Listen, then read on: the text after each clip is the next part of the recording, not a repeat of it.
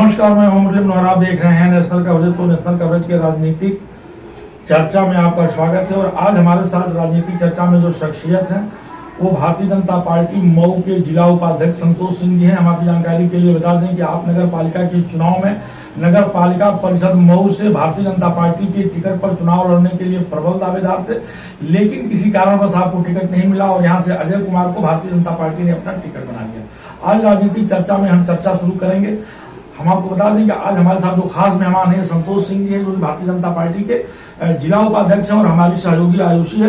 तो चर्चा आज शुरू करेगी आयुषी। हम आपकी जानकारी के लिए बता दें कि आज जो चर्चा होगा उसका बिंदु होगा कि मऊ जनपद का विकास, आपका राजनीतिक कैरियर और आने वाले समय में जिलाध्यक्ष को लेकर के इन तमाम बिंदुओं पर चर्चा करने के लिए हमारे साथ जो है भारतीय जनता पार्टी के जिला उपाध्यक्ष संतोष सिंह जी जुड़ चुके हैं। तो आयुषी, आप क्या पूछना चाहते हैं?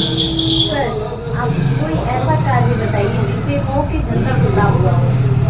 आपके 7 साल के शासनकाल में। हाँ। देखिए, भारतीय जनता पार्टी एक ऐसी राजनीतिक पार्टी है जिसके राजनीति का ही मकसद है पूरे भारत का अभ्युदय।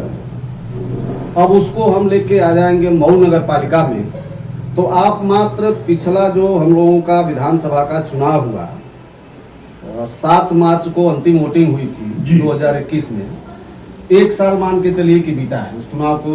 हमारी सरकार को द्वितीय योगी सरकार आए हुए 1 साल में ही मैं आपको बताना चाहूंगा, आप बगल में बलिया मोड़ है, उससे थोड़ा सा पहले चले जाए, नियर अबाउट 95-96 लाख की लागत से एक सेल्फी पॉइंट बनाया गया है, जहाँ की स्थिति है कि डेली सुबह 10 बजे से लेकर देखिए विकास का ही जो आयुषी ने पूछा है, आयुषी ने पूछा है कि पिछले 6 साल के शासनकाल में कोई एक ऐसा कार्य आप हमको बता दीजिए जिससे कि आम जनमानस को लाभ मिला।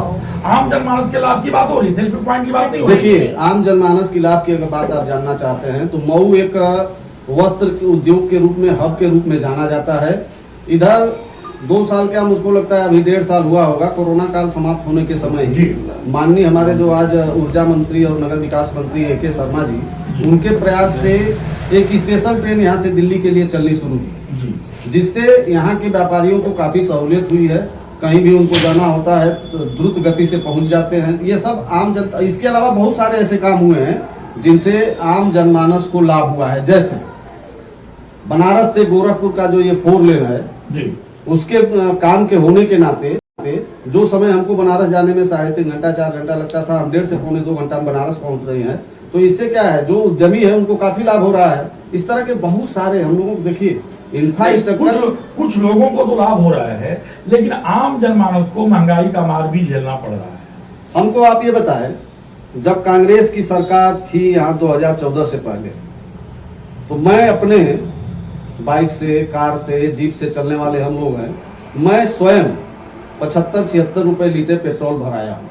अगर उसके अनुपात में 2014 से और आज 2023 की बात करेंगे तो आज पेट्रोल की कीमत हमारा कम से कम 135-40 रुपए होनी चाहिए, लेकिन हम उसको अंडर 100 किए हुए हैं। तो क्या इसका लाभ आम आदमी को नहीं है? संतोष, सिर्फ ये जो है पेट्रोल का मामला नहीं है, सिर्फ सिलेंडर का भी दाम बढ़ा हुआ है, दाम बहुत बढ़ गया है। देखिए, इसको आप बहुत नहीं कह सकती हैं। बहुत तब कहती जब दूना तीना हुआ होता।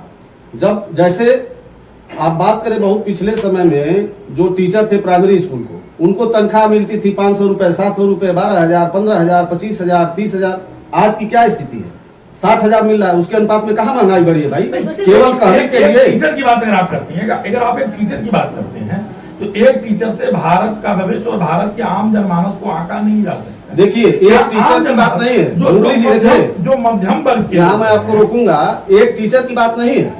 एक टीचर से उसका पूरा परिवार चलता है। उसके परिवार में 10 लोग भी हो सकते हैं, 15 लोग भी हो सकते हैं, 5 लोग भी हो सकते हैं। और जिसके परिवार में टीचर नहीं है उनका क्या होगा? जैसे मान लीजिए मैं राजनीति करता हूँ, कहीं कोई नौकरी नहीं करता हूँ, मेरे परिवार में आज के डेट में कोई नौकरी पेशा वाला नहीं है, लेकिन मेरी खेती बाड़ी है, मैं शिद्दत के साथ अपनी खेती करता हूँ और दुकान करता हूँ, होटल खोला हूँ। मेहनत कश लोग हम लोग हैं। इस भारत के लोग मेहनत कश है, मेहनत करते हैं, कमाते हैं। जैसे आपका ये गाजीपुर तिराहे से चले आइए, आजमगढ़ तिराहा चले जाइए, बाल निकेतन चले जाइए, VT, हजारों की संख्या में लोग ठेला लगाए हुए हैं, फल फूल बेच रहे हैं। तो क्या वो बेच रहे हैं तो उनको आमदनी नहीं हो रही है? उनकी आमदनी से उनका परिवार खा पी नहीं रहा है? लेकिन महंगाई चरम सीमा पे है, लोगों का कहना है रोज रुपया गिर रहा है। देखिए, इसको कहने से, देखिए विपक्ष का काम है हल्ला मचाना, हवा खड़ा करना।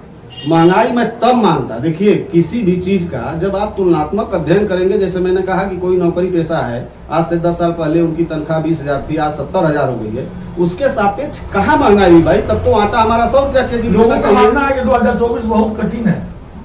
या तो देखिए, कर्नाटका में जिस तरह से रिजल्ट आया है और जिस तरह से बीजेपी कर्नाटका में चुनाव हारी है, लोग, मैं नहीं कह रहा हूँ, आम जनमानस का कहना है कि 2024 बीजेपी के लिए बहुत कठिन है। अब तो लोगों का कहना है कि बहुत दिन हो गया। मैं आपसे जानना चाहूंगा, क्या विपक्ष के हमारे जो मित्र हैं अब वो ईवीएम का रोना नहीं रोएंगे?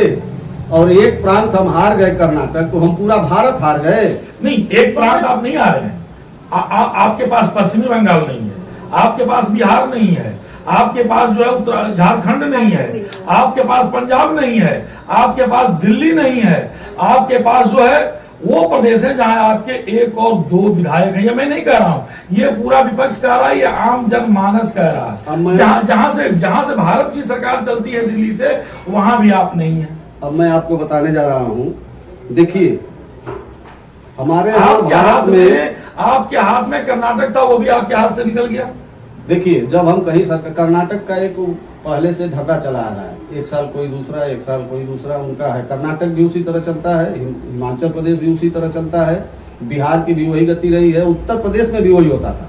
लेकिन जो हमारा शीर्ष नेतृत्व, हमारे पास ऐसे ऐसे चेहरे, जब हमें जनता वहां मौका देगी किसी भी प्रदेश में, तो हमारे पास ऐसे लोग हैं कि जब उनके हाथ में हम बागडोर देंगे तो फिर आगे आने वाले समय में लोग उन पे विश्वास करते हैं, जैसे आपके उत्तर प्रदेश में। अब हम लौट रहे हैं नगर पालिका परिषद मऊ के चुनाव में। जी, और ये भी हो रहा है कि 2000 का नोट बंद हो रहा है, तो ऐसे ही नोट बदलती रहेगी हमेशा? ये तो होना चाहिए। देखिए, क्यों होना चाहिए? अगर ऐसे बड़े जो, 1000 का नोट भी बंद हो गया है, देखिए जो हवाला कारोबारी हैं उनके ऊपर रोक लगाना है, तो ये सब चीजें हमेशा 2 साल 4 साल पे होती ही रहनी चाहिए।